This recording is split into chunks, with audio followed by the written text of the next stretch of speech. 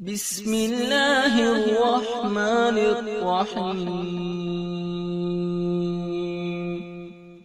शुरू अल्लाह के नाम से जो बड़ा मेहरबान निहायत रहम वाला है।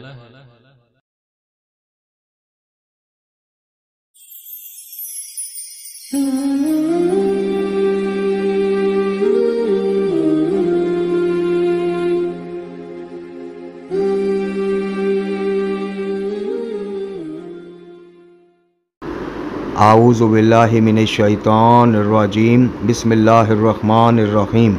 अल्हम्दुलिल्लाहि रब्बिल आलमीन व सल्लल्लाहु अला मुहम्मदिन व आला आलिहि तय्यबीन व ताहिरीन अल मासूमीन व लानतुल्लाहि अला अदाइम अजमाइन अल्लाहुम्मा सल्लि अला मुहम्मद व आले मुहम्मद वज्जिल फरजहुम। मोहतरम नाज़रीन व सामीन, अस्सलामु अलैकुम। आज की नई वीडियो के साथ हाज़िर खिदमत है। मैं हूँ अली रूहानी और आप देख रहे हैं हमारा ऑफिशियल यूट्यूब चैनल।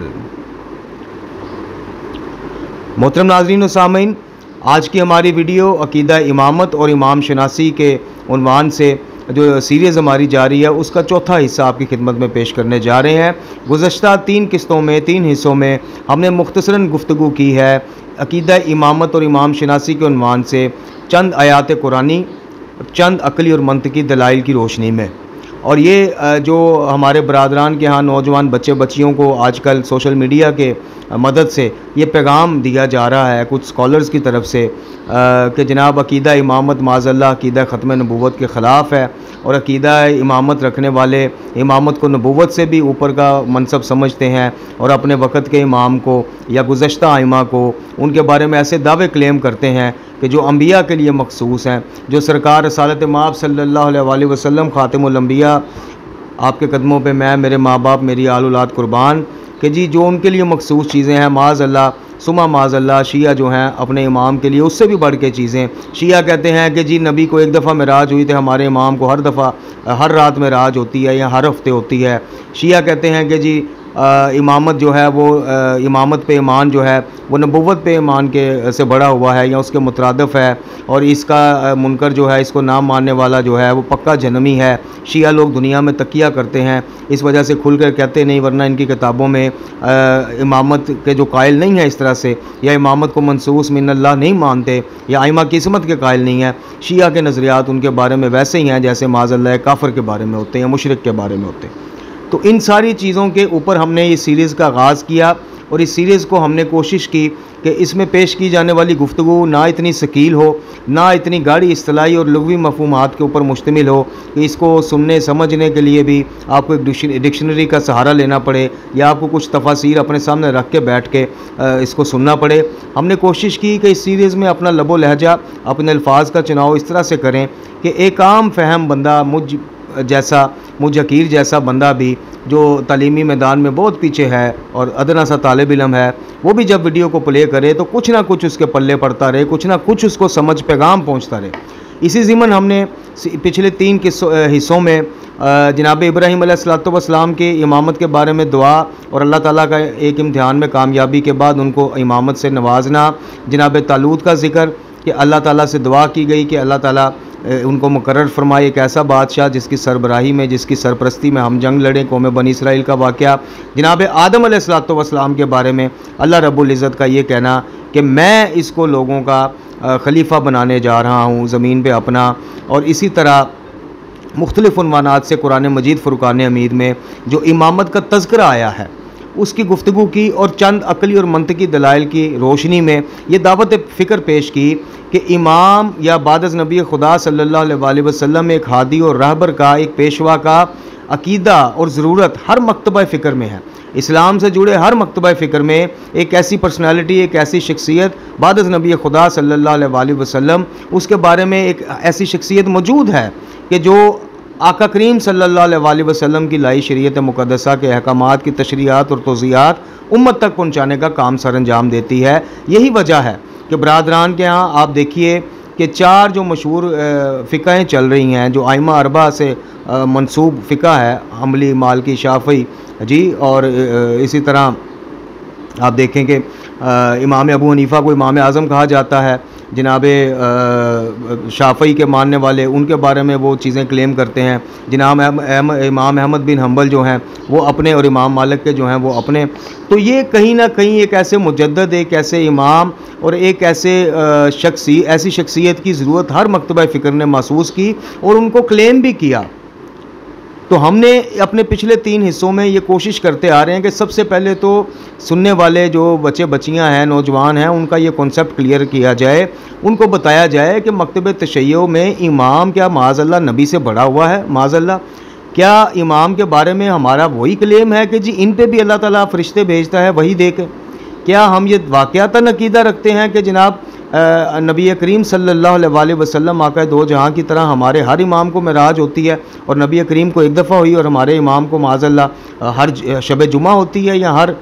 हफ्ते होती है? नहीं, ऐसा नहीं है। इसी चीज़ को क्लियर करने की गर्ज से हमने ये सीरीज़ शुरू की और इब्तदाई 10, 12 या 8 या 10 जितनी भी एक साथ होंगी वो अक़ीदा इमामत से मरबूत होंगी, मुंसलिक होंगी, उसके मुतल्लक होंगी। और इसी तरह फिर 10-12 एक साथ के बाद हम इमाम अली बिन अबी तालिब अलैहिस्सलातु वस्सलाम, इमाम अव्वल से लेके इमाम आखिरुज़्ज़मान जनाब महदी अजल्लल्लाहु ताला फ़र्ज शरीफ की इमामत तक के सारे वाक़यात बतौर इमाम, उनका दौर इमामत और दौरान इमामत उन्होंने अपने दौर के दौरान बतौर इमाम क्या इस्लाम की तशरीहात और तौज़ीहात पेश की, कहाँ कहाँ पे एज़ा इमाम वो उम्मत की रहनुमाई और रहबरी करते हैं बिला मसलक, बिला जो तफ़रक़ा है, बिला तफरीक़ मसलक, उम्मत के, इस्लाम के एक इमाम और एक हादी होने की सीरत से उनकी खिदमत क्या हैं। यानी ये सीरत मासूमीन के ऊपर ख़ुद ऑटोमेटिक एक मुश्तमिल सीरीज़ भी हो जाएगी हमारी इब्तदाई साथ के बाद। तो आज की जो और इससे अगली जो वीडियो आएगी, यानी आज का हिस्सा नंबर 4 चौथी किस्त और हिस्सा नंबर 5 5वीं किस्त, ये हम कोशिश करेंगे कि हम ज़रा अब जब 3 एक साथ में हम कुरान से और बरादरान के कुछ उससे इस्तदलाल पेश कर चुके और अकली और मंतकी दलाइल की रोशनी में हम ये बता चुके कि इमाम का काम तशरीहात और तौज़ीहात इस्लाम है, अहकामात है, कुरान का पैगाम है, मुतशाबिहात और महकमात के बारे में लोगों को अवेयर करना है। इमाम का काम अक़ीदा ख़त्म नबूवत की मुहाफ़ज़त का काम है। इमाम का काम कड़े वक़्त पढ़ने पे अपनी जानों को कुर्बान करके अल्लाह के दीन, अल्लाह के मज़हब को महफूज रखने का काम है। और इमाम का काम और इमाम की इस्मत इसलिए ज़रूरी है कि ये काम यानी जो ख़ुद गुनाहगार हो, जो ख़ुद जिससे आगे इल्म से आगे कई शख्सियात और बड़ी हुई हों, जिसके इल्म से ज़्यादा उम्मत में दीगर अफराद इल्म रखते हों और जिससे ज़्यादा मुत्तकी और पारसा दीगर अफराद हों, तो फिर माजरत के साथ उनको उम्मत का इमाम और हादी बाद नबी खुदा सल्लल्लाहु अलैहि वसल्लम क्लेम नहीं किया जा सकता। इसी अंसर के तहत, इसी नज़रिया के तहत मकतब तशय्यो में इमाम जो होगा वो मनसूस मिनल्लाह होगा, इमाम जो होगा वो गुनाह कबीरा और सगीरा से पाक होगा। और इस ज़िमन में गुज़श्ता वीडियो में भी कुछ आयात भी पेश की गई कि जिस तरह अल्लाह ताला ने कहा कि जो हदूद अल्लाह को क्रॉस कर जाए, जो हदूद अल्लाह को पमाल कर दे, वो ज़ालिम है। और ज़ालिम के बारे में फिर जनाब सूरह बकरा में आवाज़ दी कि ये ओहदा ज़ालिमीन तक नहीं पहुँचेगा। तो ये भी नस है, ये भी दलील है कुरान की कि अब जो भी इमाम होगा, जो भी उम्मत की रहबरी का बाद नबी खुदा सल्लल्लाहु अलैहि वसल्लम फरीज़ा सरअंजाम देगा, वो कम अज़ कम जो उन्वानात जुल्म के उन्वान से जो मौज़ूआत कुरान और हदीस में आते हैं उनसे पाक होगा। तो आज की किस्त में और अगली किस्त में कुछ कुतब से, कुछ तवारीख से हम इस चीज़ का अंदाज़ा लगा के सुनने वालों की खिदमत में पेश करेंगे कि असल में अक़ीदा इमामत मकतब तशय्यो में क्या मायनी, मुकाम और मर्तबा रखता है और मकतब तशय्यो में इमाम की ज़रूरत या अक़ीदा इमामत को असूल दीन में शामिल करने की वजह क्या है। तो अब मज़ीद वक़्त ज़ाया किए बगैर हम इक़्तिबासात पढ़ के आपकी खिदमत में पेश करना शुरू करते हैं। सबसे पहले ये तफसीर है जी अल-मरजान फ़ी तफसीरुल कुरान, ये इसकी दूसरी जिल्द है और ये अल्लामा डॉक्टर ग़ुलाम हुसैन अदील साहब की तालीफ़ है। उन्होंने इसको लिखा है इस तफसीर को और इसको इसके नाशिर हैं, इसको नशर किया है मरकज़ फ़िक्र इस्लामी वालों ने। ये आपकी स्क्रीनों पर भी आ जाएगी। इसमें जनाब अल्लामा डॉक्टर ग़ुलाम हुसैन अदील साहब ने सूरह मुबारका बकरा की तफसीर में इमामत के हवाले से उसी आयत में जो इमामत के हवाले से जनाब इब्राहीम अलैहिस्सलातु वस्सलाम के उन्वान से हमारी गुफ्तगू हो रही थी, उसी उन्वान से उन्होंने इसकी तफसीर में कुछ चीज़ें इमामत के लिए लिखी हैं जो आपकी खिदमत में हम पेश करने जा रहे हैं। अच्छा जी,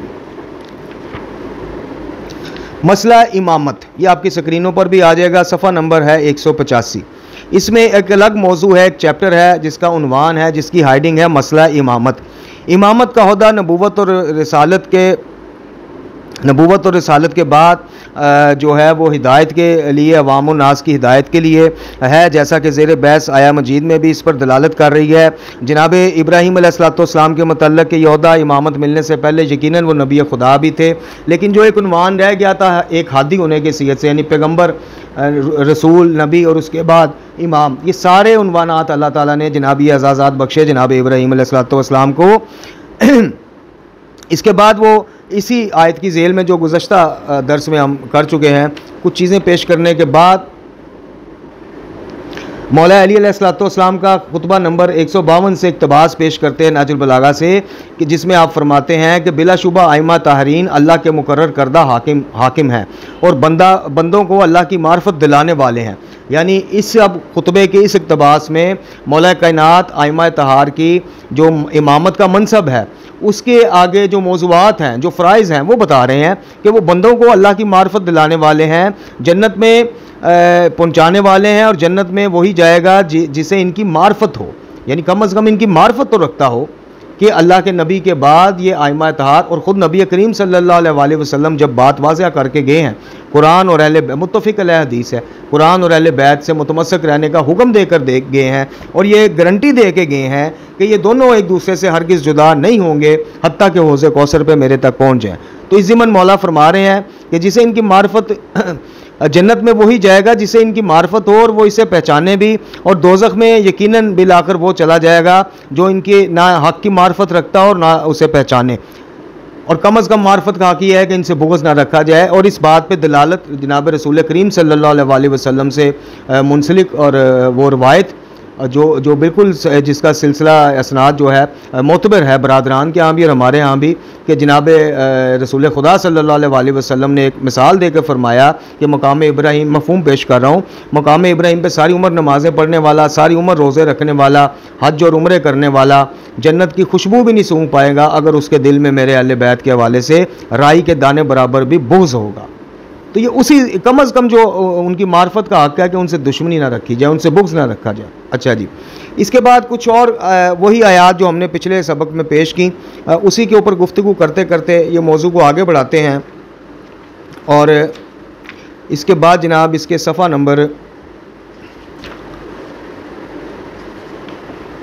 अच्छा जी, सफ़ा नंबर 193 193 पे आके आया इमामत के नुकात, चंद नुकात, उस उन्वान से यहाँ पे कुछ इन्होंने पॉइंट्स लिखे हैं, जिसमें वो लिखते हैं कि मज़कूरा बयानात की रोशनी में ज़ेर बहस आया मजीद से दर्ज झैल नुकात इस्तिफ़ादा होते हैं। इमामत वो होता है जो शूरा, वोटिंग, जमहूरी या इस्तबदादी बुनियादों पर वजूद में नहीं आता, बल्कि इमाम परवरदिगार आलम की तरफ से मुअय्यन और मंसूब होता है, जैसा कि नस कुरानी जिसमें कहा गया कि इन्नी जाइलो का लिलनास इमामा, मैं तुम्हें लोगों का इमाम बना रहा हूँ, इसका वाज़िया और बैन शाहिद है। फिर आया मजीद में लिन्नास से की कैद व शर्त ने यह भी वाज़िया कर दिया कि इमाम तमाम इंसानों का रहनुमा और पेशवा होता है, वो किसी ख़ास ग्रोह, तबका या मकतब का नहीं होता, बल्कि सबका रहबर होता है, और इमाम का मकसद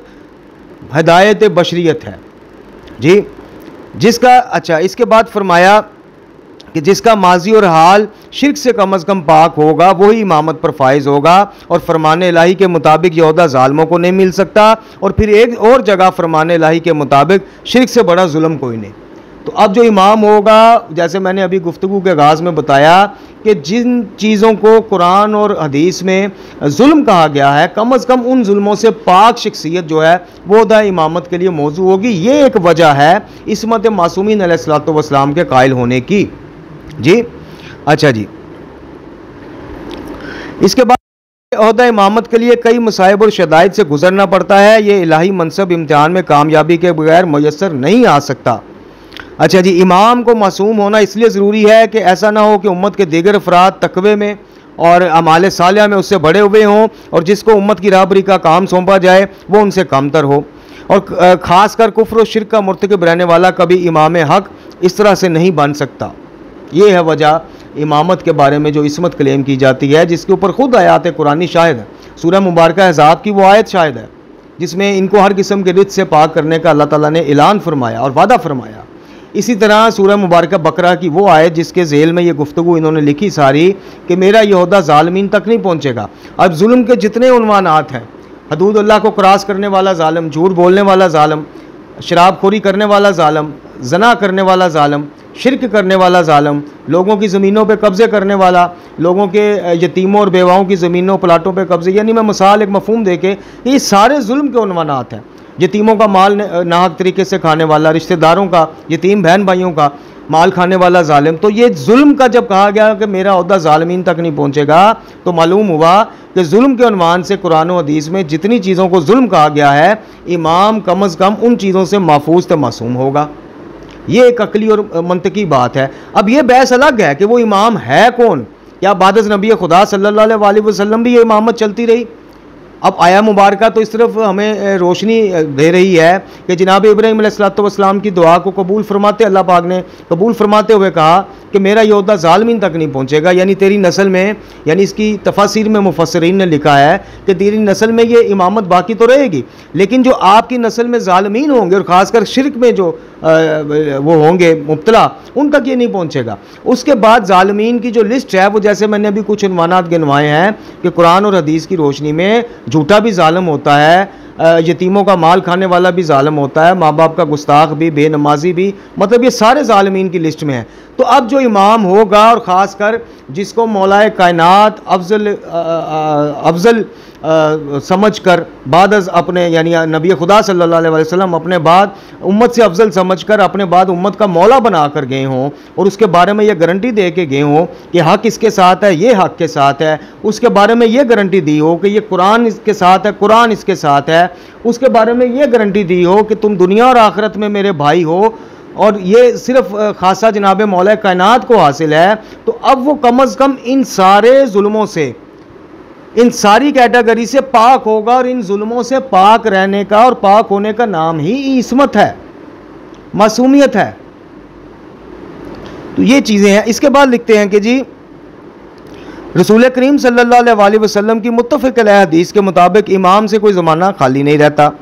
अच्छा जी, इमाम खुदावंद आलम की ताईद और नुसरत से सरफराज होता है बज़रिया नबी, यानी नबी करीम सल्लल्लाहु अलैहि वसल्लम या गुज़श्ता अंबिया, जैसे जनाब मूसा की मिसाल पेश की गई। जनाब मूसा साहिब शरीयत उलिल अज़म पैगम्बर थे और अल्लाह ताला के बड़े महबूब पैगम्बर थे, बड़े प्यारे थे। अगर वो अपने भाई को अपना वसी बनाते जनाब हारून अलैहिस्सलाम को, और उसके बाद अल्लाह रब्बुल इज़्ज़त से दुआ करते कि या अल्लाह मैंने अपने अहल में से अपने भाई को अपना वसी बना लिया है, तो तू भी इसके ऊपर मोहर तस्दीक सब्त कर दे, तो क्या अल्लाह ना करता। लेकिन जनाब मूसा अलैहिस्सलाम का अल्लाह रब्बुल इज़्ज़त से दुआ करना कि या अल्लाह मेरे अहल में से मेरे भाई को मेरा वसी करार दे, ये ज़िमन इशारा कर रहा है मेरे भाइयों कि नबी का वसी बतौर इमाम उम्मत की राहबरी का काम सर अंजाम देने वाला भी अल्लाह की ताईद और नुसरत और अल्लाह के मुकर्रर किए बगैर हम उसको मुकर्रर नहीं कर सकते हैं। अच्छा जी, वक्त के इमाम इस्लाम की तशरीहात, तौज़ीहात और लोगों के अमाल से गाफिल नहीं होते। जहाँ इस्लाम के बारे में गलत तावीलें पेश की जाएंगी, गलत कॉन्सेप्ट, गलत नज़रियात और बिदात और खुराफात को घुसेड़ा जाएगा इस्लाम में, वहाँ पे इमाम खामोश नहीं देगा, अपने आप पर जुल्म को बर्दाश्त कर लेगा, अपने अहले खाना पर कर लेगा जी, अपने हक़ को लोगों को माफ़ कर देगा। लेकिन इमाम इस्लाम, जैसे कि यजीद लईन ने कोशिश की थी इस्लाम का हुलिया बिगाड़ने की, किताब इलाही को मुकर्रर करदा हदूद को पमाल करने की, तो फिर इमाम खामोश नहीं रहे। और उसके बाद भी आप देख लें जितने इमाम हैं सब शहीद हुए हैं, और शहादत की वजह ना सिर्फ गैरों के हाथों बल्कि अपने ही बनी अब्बास क्या था, अपने थे, तो उनके हाथों भी शहादतें पाई। क्यों? वजह, वो वजह जाके पढ़ें, आपको पता चल जाएगा कि इस्लाम को उसके असल उसके मुताबिक पेश करना उनका जुर्म ठहरा,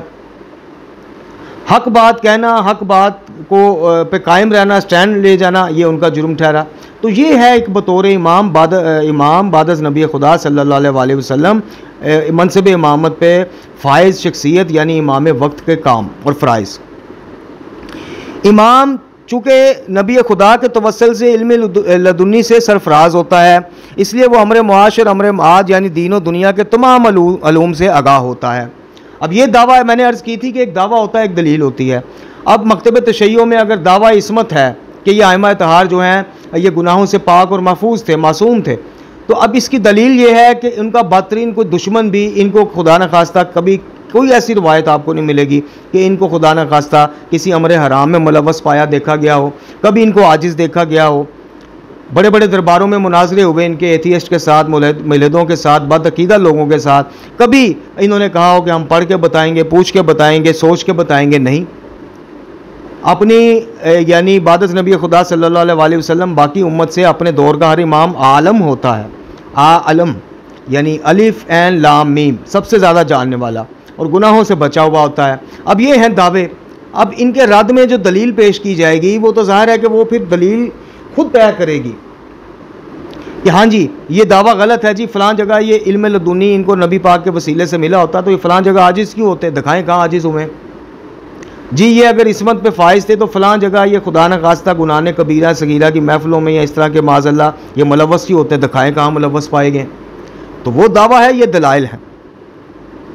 अच्छा, इसके बाद इन्होंने ये चंद आया इमामत के इनकात पेश किए हैं जी, और उसके बाद इन्होंने इस पर मज़ीद कुछ थोड़ी सी गुफ्तगू की है जो इंशाल्लाह हम अगले हिस्से में करेंगे। अभी हम मिज़ानुल हिकमत एक किताब है जी, आयतुल्लाह मोहम्मदी री शहरी साहब ने,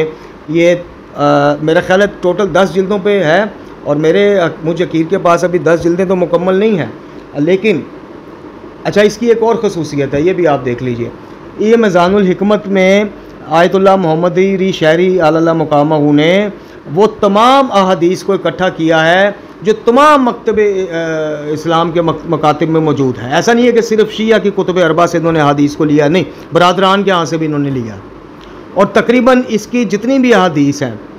वो आपको बरादरान की तमाम मोतबर कुतुब में भी मिलेंगी। कुछ अहादीस जो हैं मतलब बल्कि अक्सरियत में, और कुछ जो मखसूस हैं जो कुतुब अरबा से हैं वो भी मिलेंगी। यानी इस किताब की खूबसूरती ये है कि आपको जितने भी मकातिब हैं इस्लाम के उनकी अहादीस का मजमूआ इस 10 जिल्दों वाली किताब में मिल जाएगा। अब इसकी जिल्द नंबर 1 में इन्होंने एक बाब बांधा है, फसल है 22 नंबर, और बाब का उन्वान है इमामत। ये आपकी स्क्रीनों पर आ रहा होगा जी, इमामत आमा। इसके ज़ेल में इन्होंने कुछ आयात कुरानी और कुछ अहादीस की मदद से इमामत के ऊपर गुफ्तगू की है। और इस बाब के बाद इन्होंने, ये काफ़ी सफ़ात पर मुश्तमिल बाब है, इसके बाद इन्होंने जो दूसरा बाब बांधा है इमामत पे वो है जनाब, उसकी फसल नंबर वो भी 22 है, और दूसरा हिस्सा है वो है इमामत खासा,